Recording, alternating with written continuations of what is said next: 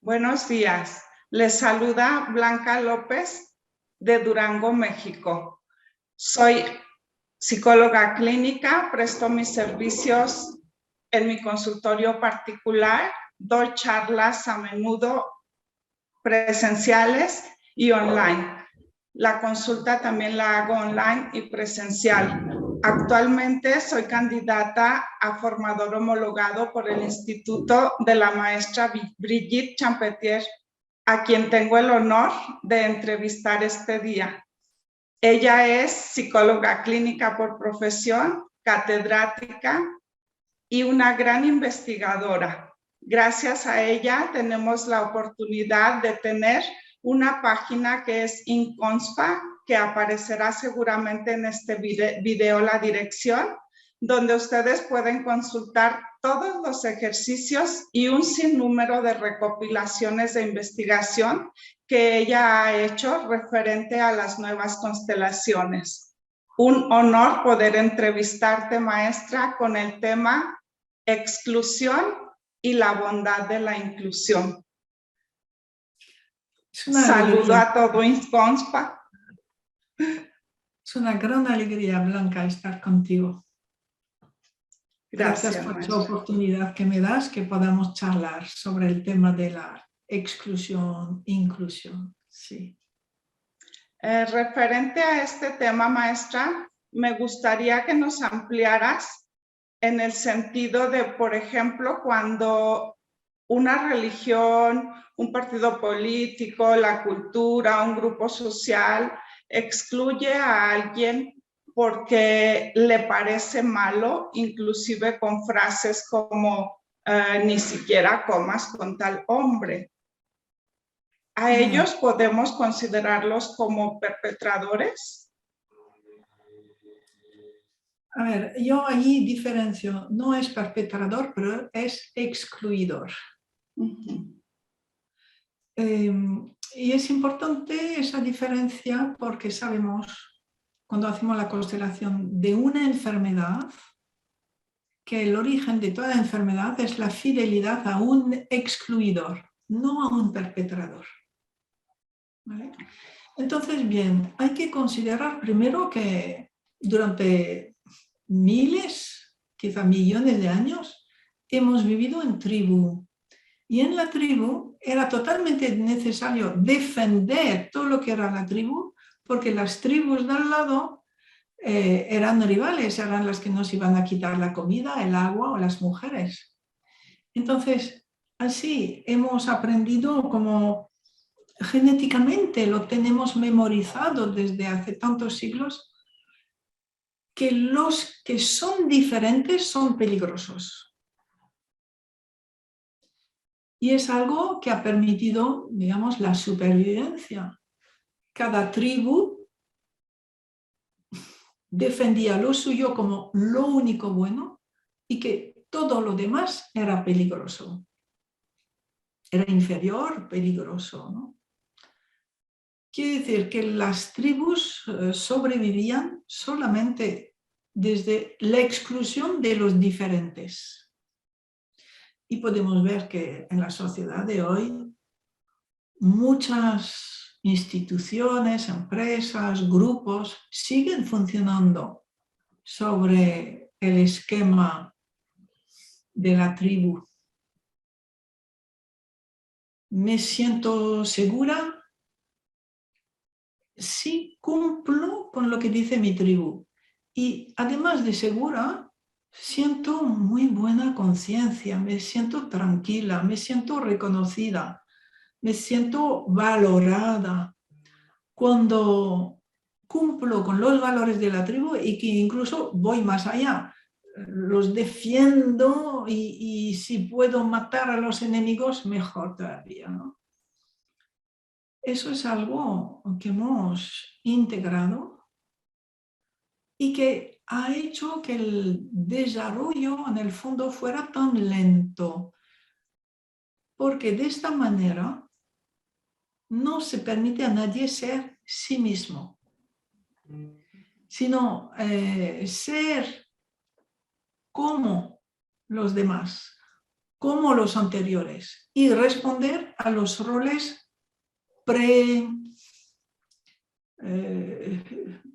que se han dado a los niños, por ejemplo, al nacer o en la clase social tal como es, no puede cambiar.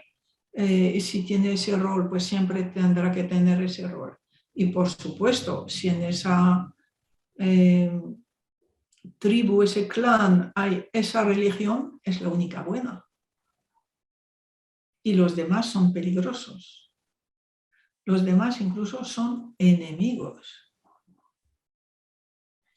Cuando unos padres te consideran enemigo y para el hijo funciona el respetar profundamente, que ellos sean guiados por alguien y que crean eso.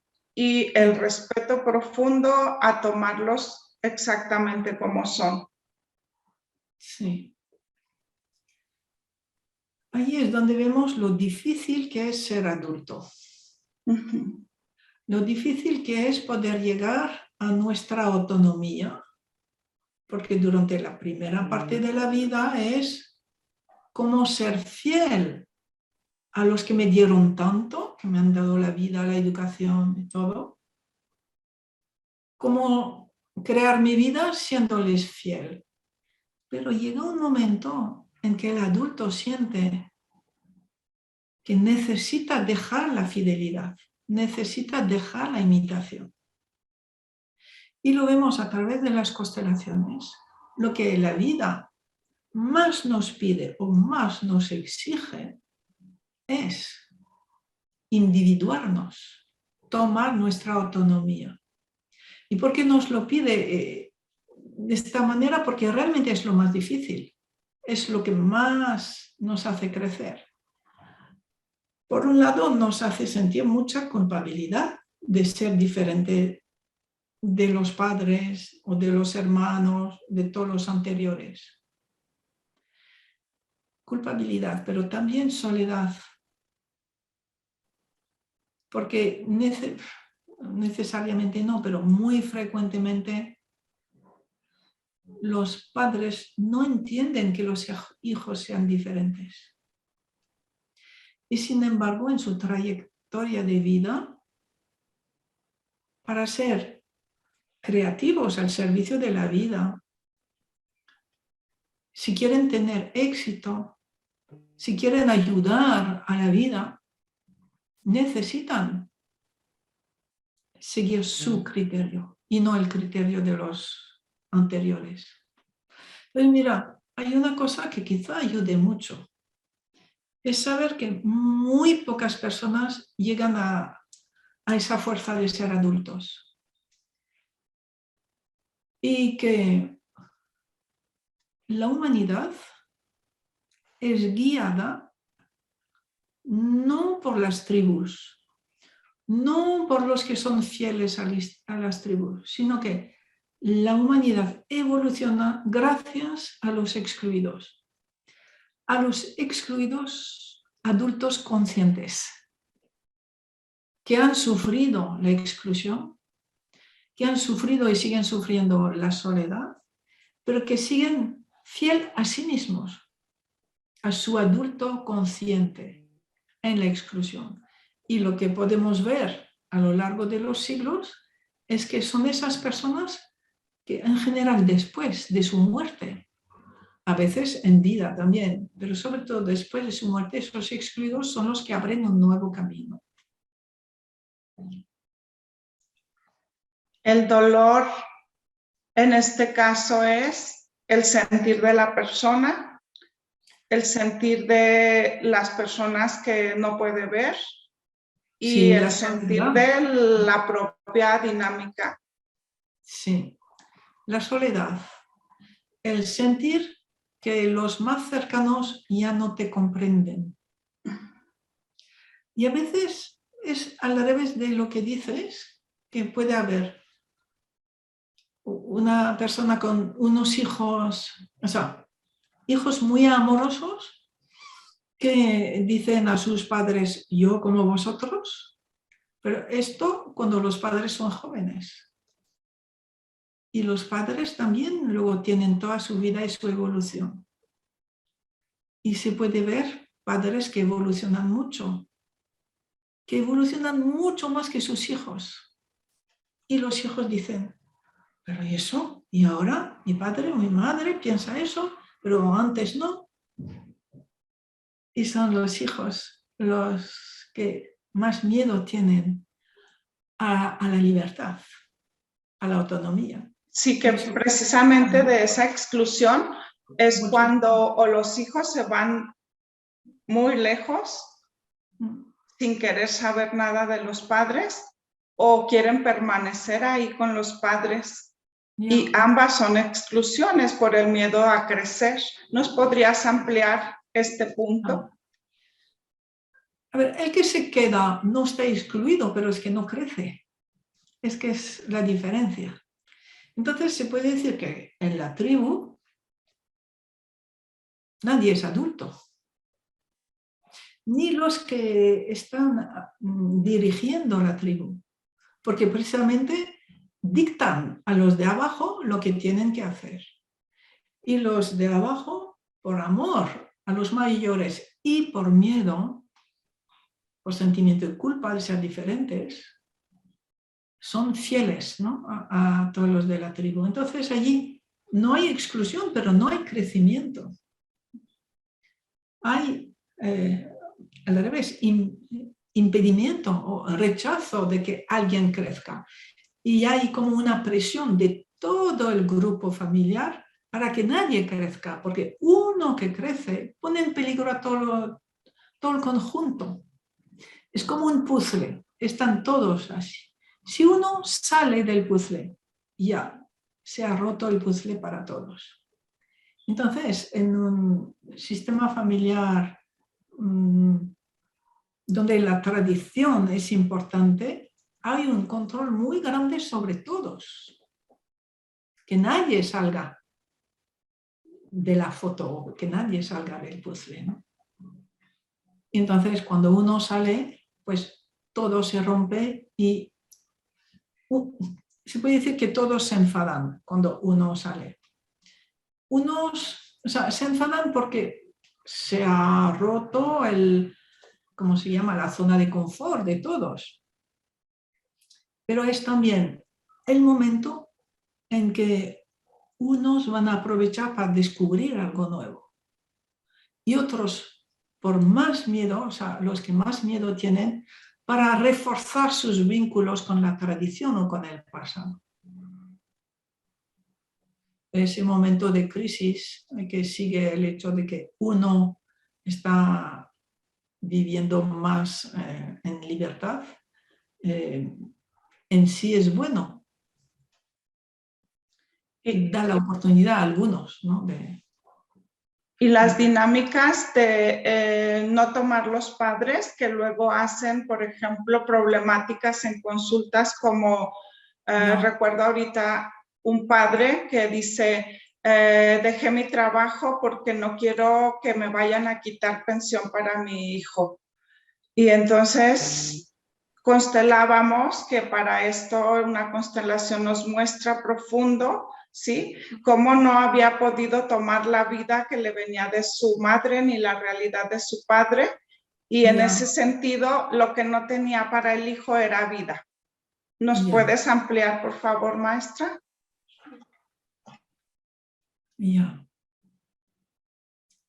Lo que tenemos que ver es que todo se hace por amor, primero, y entonces nuestros padres vieron a unos excluidos cuando eran pequeños y se vincularon o estaban vinculados a unos excluidos que sus propios padres no habían visto, y eso va de generación en generación, y entonces atan su vida a esos excluidos.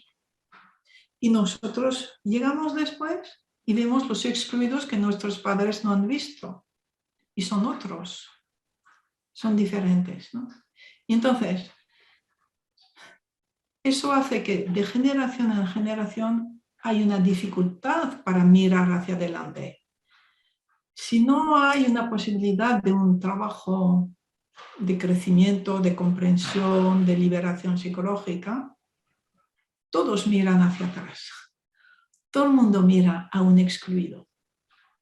Y además suele haber una imitación del padre, de la madre, sobre todo de la madre, pero no, quizá más imitación del progenitor del mismo sexo, que a su vez estaba atrapado por el pasado y por otros excluidos y no veía el presente y rechazaba liberarse del pasado. Y entonces, como que de generación en generación hemos sido atados a excluidos y a la imitación de uno de nuestros padres que a su vez estaba atado a excluidos. Y muchas veces se ha transmitido la imposibilidad o la incapacidad de tomar a los padres, imitando a mamá, que imitaba a su madre, a la abuela y así, y que no tomaban a la madre, o que quizás protegían a la madre, entonces se transformaba en abuela, en madre de la madre, o a veces podía reemplazar a una primera novia del padre, con lo cual hasta todas las relaciones internas de la familia pues se desequilibraban, ¿no? Y se transmitía pues la incapacidad de un gran éxito, de creatividad, de amor compartido. Y como era un poco la ley, o sea, la regla general en la familia, pues era lo normal. Y uno internamente decía, yo soy fiel a mis padres. Veo inconscientemente, veo en ellos que hay mucha dificultad de relación entre ellos, pero que así es, así tiene que ser. Yo como ellos. Y entonces crecemos y llega nuestra pareja y tenemos un montón de dificultades con nuestra pareja, porque estamos imitando y no hemos podido tomar el amor de la madre, bien, por muchos motivos sistémicos. Pero hay algo que nos satisface internamente, es que gracias a esa dificultad con mi pareja, con mi realidad actual, soy fiel a mis padres, soy fiel a mis abuelos, estoy repitiendo el mismo patrón. Entonces eso internamente es un gran consuelo, es una gran satisfacción que hace que la mayoría de la gente no quiere cambiar, se siente segura en ese patrón que repite. Es un patrón infeliz, sin creatividad, sin individualidad, pero es el patrón vivido y entonces hace falta mucha fuerza interna para decir, me voy a atrever a vivir mi vida. Agradezco a mis padres la vida. Y precisamente porque les agradezco la vida que me han dado, voy a sacarle provecho. Yo, tal y como me la han dado. Eso es la fuente del éxito, la fuente de la creatividad, la fuente de poder hacer algo novedoso para la vida, algo que enriquezca a todos. Pero es difícil de poder llegar a esa libertad, a esa fuerza. Sí. Recuerdo a un joven que, hablando lo que nos expresas, dice en un movimiento sistémico que ni siquiera era una constelación, era un ejercicio. Siento que tengo muy pegado todo esto, los hombros. Y le digo, si pudieras despegarte, ¿cómo a cuántas personas te despegarías? Y me dice, con sus ojos cerrados, dice, yo creo que a 4. Y fue dando los pasos. Y entonces de frente yo le decía, ni siquiera a 4, a generaciones completas de personas que habían llevado la situación que era delicada que él estaba tratando. Mm. Pudo descansar tanto al simplemente honrar a tanto, con conductas difíciles, que para esto la siguiente pregunta sería, ¿y los difíciles excluidos? Pero son difíciles ¿para quién? Ahí está. Quizá para el sistema familiar. Ya. Entonces, primero, para uno, difíciles son, por ejemplo, mis padres, porque me exigen lo que yo no quiero. Yo siento que eso es para ellos y no es para mí. Entonces, mis padres son quizás las primeras personas difíciles. Luego mi pareja, a menudo, o un hijo, ¿no? Porque no son como yo desearía que fueran, ¿no?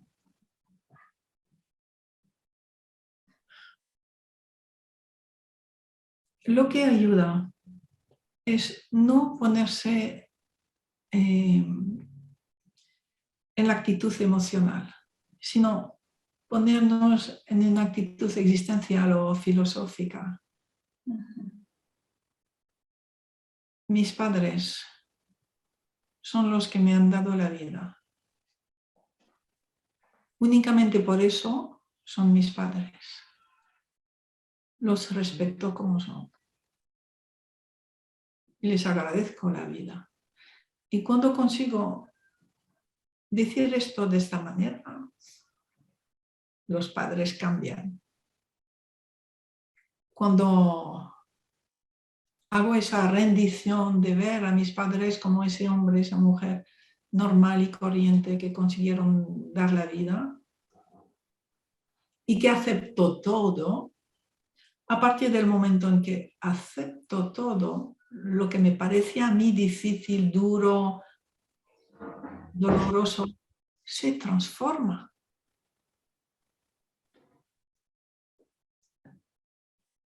Y los padres concretamente se transforman.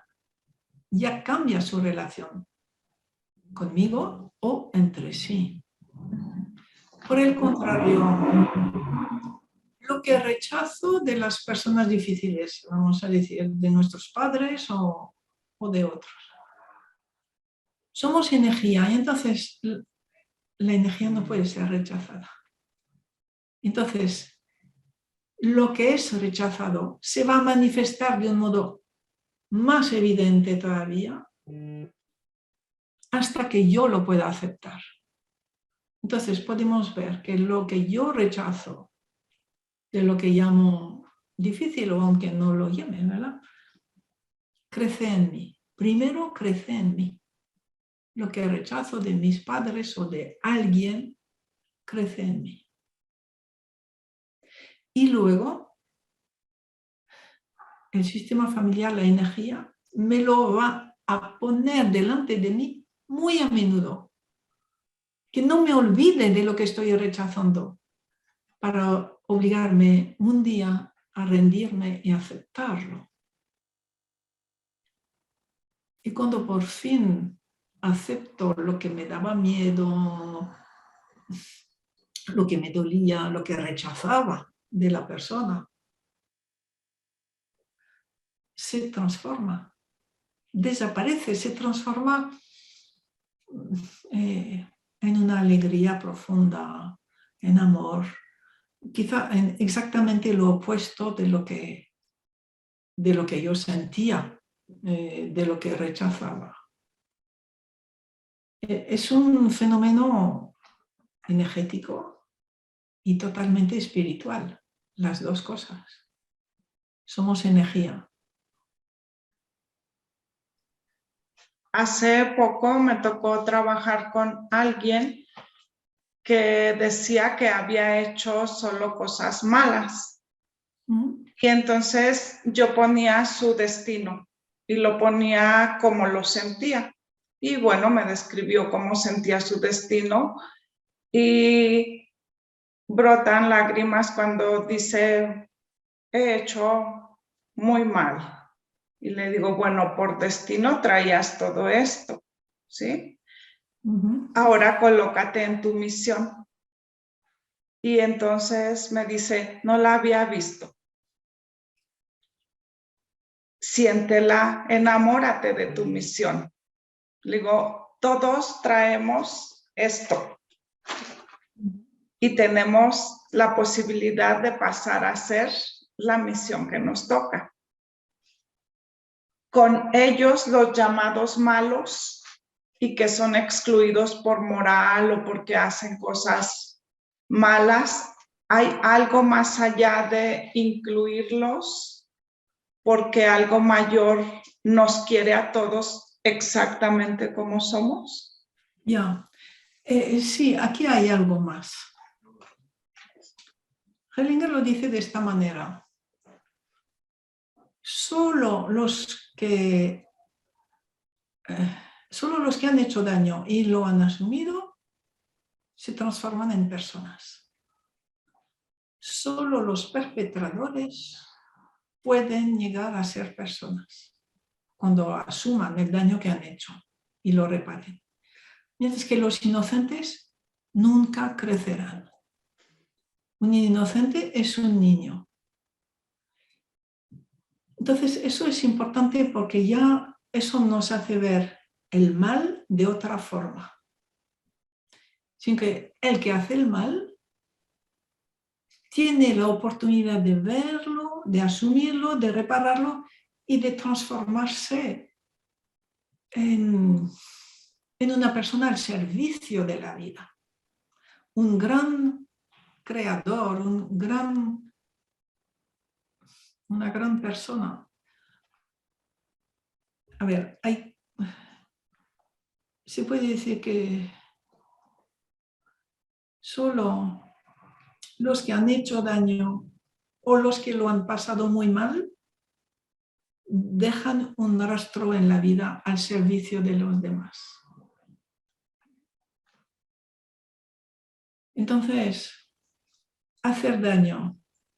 Todos podemos hacer daño cuando precisamente crecemos y podemos decidir dejar a nuestros padres. Es decir, yo me vuelvo adulto. Si me vuelvo adulto, siento que hago daño a mis padres. Así que de un modo natural, todos, si crecemos, hacemos daño a nuestros padres, al separarnos de ellos, al decidir ser diferentes, ser autónomos. Pero al hacerlo, si conseguimos hacerlo viendo el daño que estamos haciendo, asumiéndolo, haciéndolo con amor y reparándolo, entonces los padres van a dejar de sufrir, lo van a aceptar, nos van a apoyar y esa persona se transforma en un adulto que tiene mucha fuerza al servicio de los demás. Mientras que el que no se ha atrevido a hacer daño, a ser diferente de sus padres, no tiene fuerza, no crece, nunca es adulto, es un niño, no va a aportar nada a la humanidad. Entonces también hay personas, como lo vimos en el curso sobre los peligrosos, los marginales, que reciben tanta carga que solo consiguen hacer daño, con lo cual la sociedad los excluye. Y en esa exclusión, forzada por la cárcel, por el psiquiátrico, así, tienen un inmenso camino de crecimiento, de purificación, en esa exclusión, consecuencia del daño que han hecho. Maestra, ¿y los que se hacen daño, por ejemplo, que se están cortando o buscando morir? Ya. Espera, quizá primero hablar del suicidio, porque el suicidio Hellinger lo entendió muy bien. Entendió que la persona nunca decide, no decide por su momento presente suicidarse, sino que es porque está muy atrapada atrás. en general 2 o 3 generaciones antes, por 2 causas, o bien por alguien que murió y conociéndola o sin conocerla, por amor quiere estar con esa persona, o bien se trata de un asesino que no asumió el daño que hizo, no asumió su responsabilidad, su culpa, y entonces ese descendiente es el que va a pagar, que tiene que expiar por la culpa no asumida. Eso todavía no sabemos cómo se reparten esas intrincaciones, esos vínculos, pero a ese descendiente le toca reparar el asesinato no asumido y no puede hacer más que pagar con su vida. Desde su nacimiento se puede decir, siente culpa, culpa, culpa y solo siente o sabe que su culpa desaparecerá cuando se mate, simplemente porque está respondiendo a esa fidelidad, a esa intrincación por el ancestro que había matado, ¿no? Entonces, hay esa parte, ¿no? Sí. Y tanto dolor, por ejemplo, en el femicidio, ¿cuál es la exclusión? ¿A lo masculino o a lo femenino? ¿O habrá que integrarlo a ambos? Ya. Entonces, espera, una noción, porque creo que una noción importante. Cuando hablamos de integrar, de reconciliar, no es que el otro se transforme en mí o que yo me transforme en el otro, no. La reconciliación es aceptar los dos como son. Es mucho. Porque normalmente pensamos en reconciliarnos, bueno, pues sí, hasta que nos pongamos los dos de acuerdo. No. Aceptarnos los dos en nuestra diferencia. Eso es lo que va a permitir la verdadera reconciliación. Y precisamente la inclusión, incluir a los diferentes. No que todos tengan la misma religión, o no que todos acaben pensando como a mí, como yo pienso, ¿no? Sino poder respetar a todos exactamente como son e incluirlos como son. Es un concepto muy profundo de la inclusión o de la reconciliación, que la gente suele olvidar, ¿no? Entonces, allí dice sobre el feminicidio. Ahí hay que pensar en cuál es el miedo del hombre. ¿Por qué ese miedo tan profundo a la mujer? Porque si uno mata a alguien es porque se siente en peligro. Entonces, ¿por qué la mujer le hace sentirse tan en peligro? Ese es el problema. Qué importante aportación. Esto nos llevaría a la exclusión en la homosexualidad que ahorita se está expandiendo. Ya. ¿Se expande o simplemente hay más permiso para mostrarlo, para mostrarse, ¿no? Mira, antes quisiera explicar lo que Beth explicó y que yo he podido comprobar también sobre el hombre agresivo contra la mujer. Lo vemos sobre todo, pues, por ejemplo, quizá en México, en América Latina, ¿no? Que hay un rechazo global de la mujer al hombre y el hombre una actitud como de superioridad hacia la mujer, frecuentemente, ¿no? ¿No es así? Sí. Que es mutuo, ¿eh? De cada lado hay como un rechazo del otro. Entonces, lo que se puede observar, digamos, en las familias menos cultivadas, más tradicionales, si se puede decir así. La mujer cuando tiene un bebé y es un niño, lo acepta al principio porque es muy bebé, pero a partir de yo vi 2, 3 años, un rechazo de ese bebé porque es hombre, pero brutal. Puede ser más tarde. Yo lo he visto pues hacia los 2, 3 años, ¿no? El pequeño se encuentra totalmente perdido. Su madre le rechaza porque es hombre. Y también transmite desde muy pequeño que su padre no vale nada. Que los hombres, los hombres.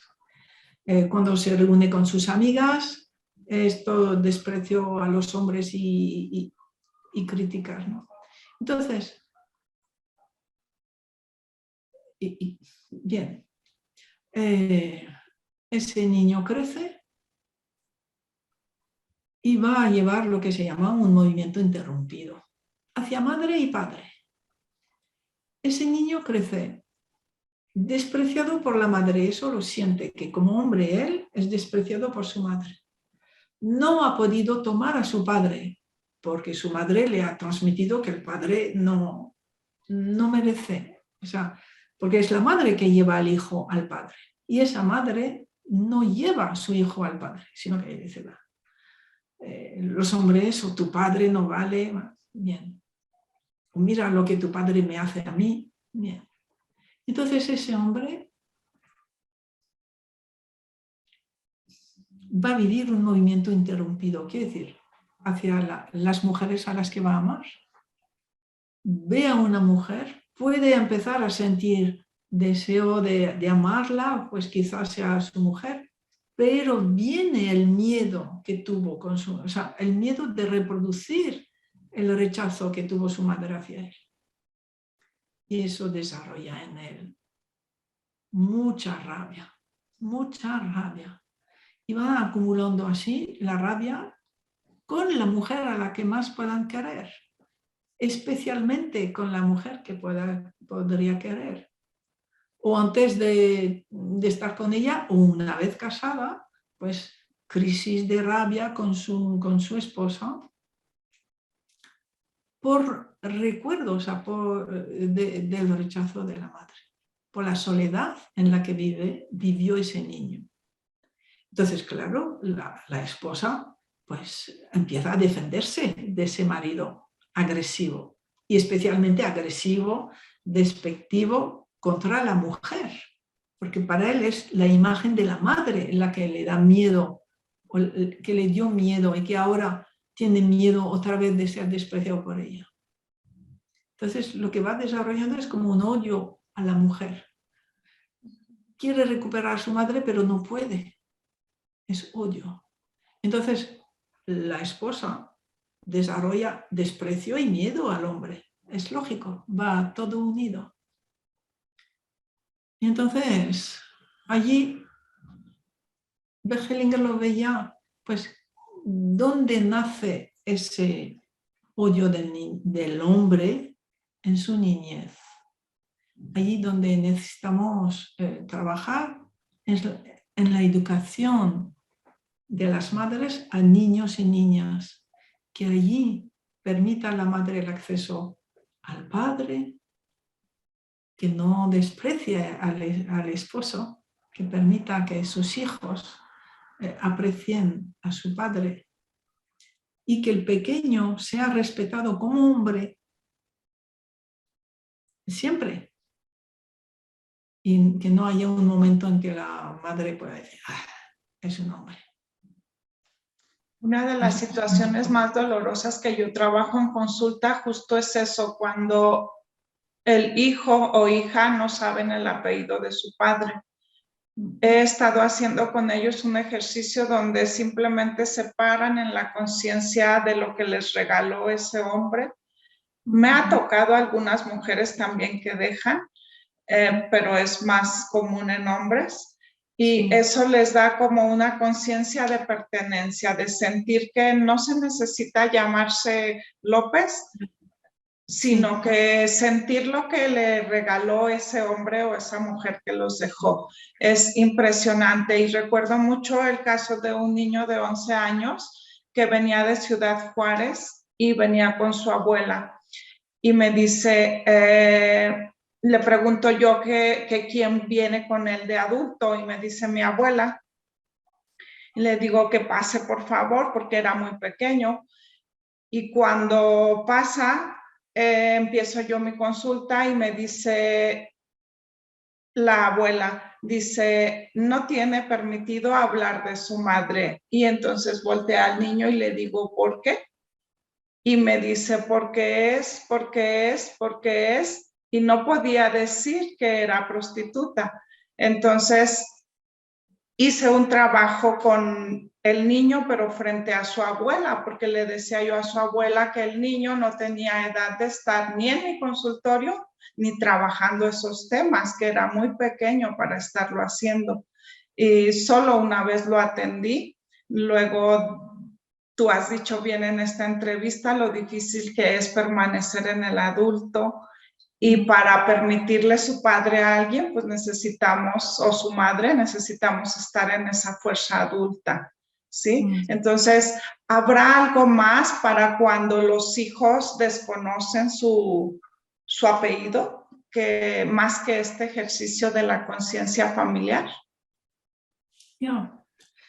Mira, hay también el hecho de que saber que físicamente en sus células está ese padre desconocido. Sí. Su madre y su padre en cada una de sus células, cuando se toca, toca a los dos, o sea, toca a los tres, se toca a sí mismo y a la madre y al padre. Sí. Y también decía alguno, pues ahora mírate en el espejo. Todo lo que no sea de tu madre es de tu padre, es así. Es de la rama de tu padre. Entonces mira un poco, ya puedes entrever cómo era tu padre o cómo es tu padre.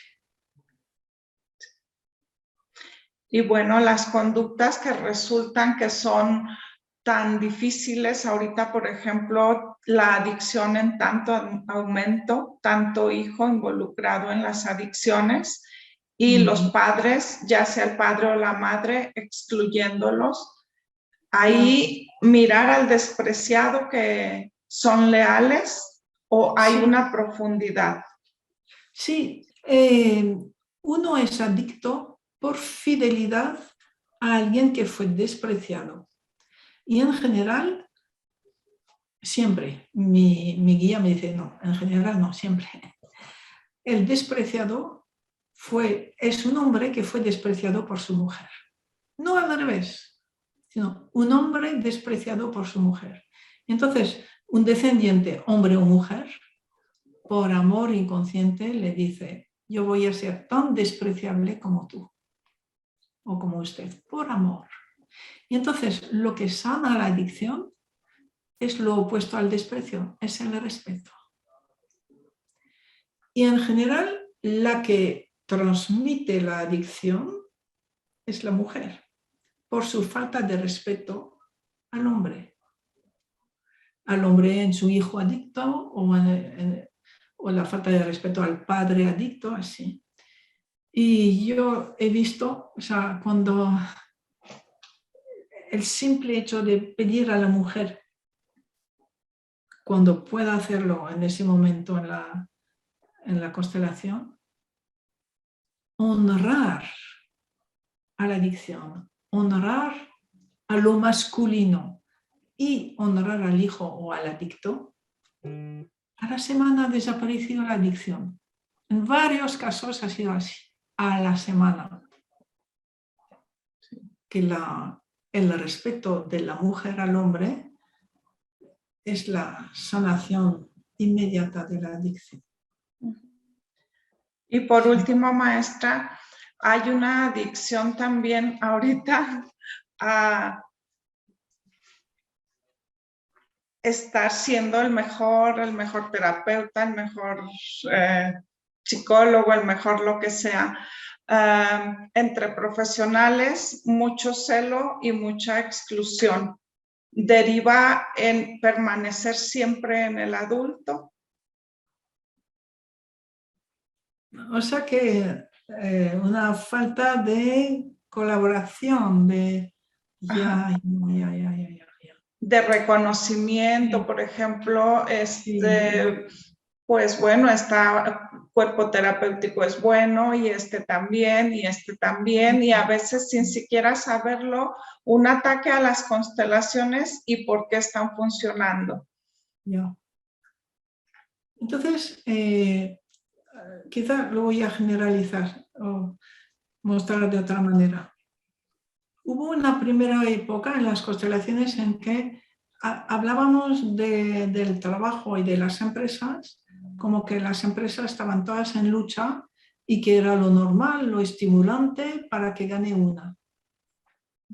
Eso era en una época en que no habíamos entendido muy bien lo que es el adulto precisamente.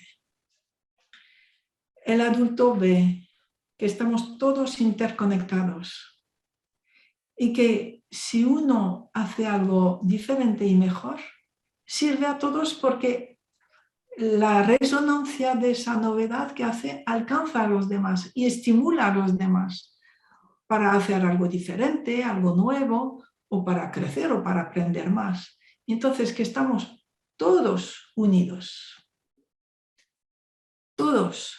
Y el que rechaza esa unión, ese hecho de que por realidad estamos todos interconectados, no está en el adulto.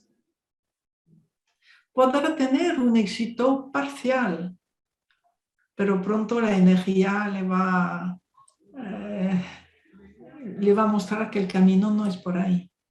Entonces también es difícil moverse en ese terreno de la interconexión, porque cada uno tiene que ser totalmente adulto para poder ser creativo, productivo y no tener la tentación de todos a la vez y yo ya no crezco más, como una nueva tribu. El verdadero crecimiento profesional es cada uno asume su autonomía y lo creado, sabiendo que lo que están creando los demás está en el mismo campo y que entre todos nos vamos estimulando. Muchas gracias. Desde el adulto, ¿no? Sí, sí. Lo que vemos en el campo de las nuevas constelaciones, cada uno está en resonancia con todos los demás y descubre nuevas cosas. Y cuando descubre algo, los demás también lo empiezan a tener en su campo. Sí. Y así vamos entre todos creciendo, ¿no? Hacia lo mismo, Sí. hacia algo nuevo. Bueno. Hay un ejercicio en la página de Inconspa que se llama Cuando flaquean las fuerzas. Así. Hay una frase que quería que nos compartieras también un poquito. Es como sentir la conciencia familiar de eso con lo que no puedo, sí, o de ese conflicto o de ese suceso. Y cuando lo tengo tan bien sentido, entonces mirar a algo más grande, un poco más allá y decirle la frase que me impacta porque tiene una profundidad. Por favor. En ese por favor está la confianza en esto que hacemos. Y mi última pregunta para ti es, ¿cómo se siente Brigitte de haber continuado con el maestro Bert Hellinger su investigación y de llevarla a generar campos nuevos, amorosos, donde hay otra resonancia como la alegría, como estar feliz, que hacían tanta falta a la humanidad, y cómo siente como tantos que somos ya a través del mundo estamos creando más felicidad, más amor para todo el mundo. Sí, más compasión, ¿verdad? Y más comprensión de cómo puede llegar el bienestar, la felicidad, el amor. ¿Qué siento? No sé, no me lo pregunto, o sea, es lo que me toca hacer, hago lo que me toca.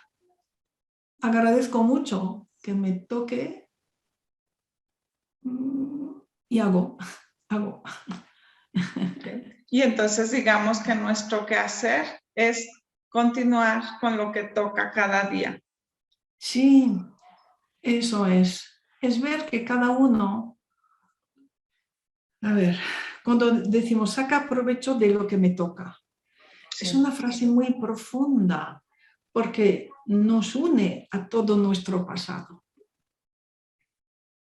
Y si tú estás aquí pudiendo ayudar a mucha gente, es gracias a que en tu sistema familiar estás vinculada a varias generaciones que ya necesitaban o ya daban a los demás de una forma, de otra, tenían esa fuerza, tenían esa visión.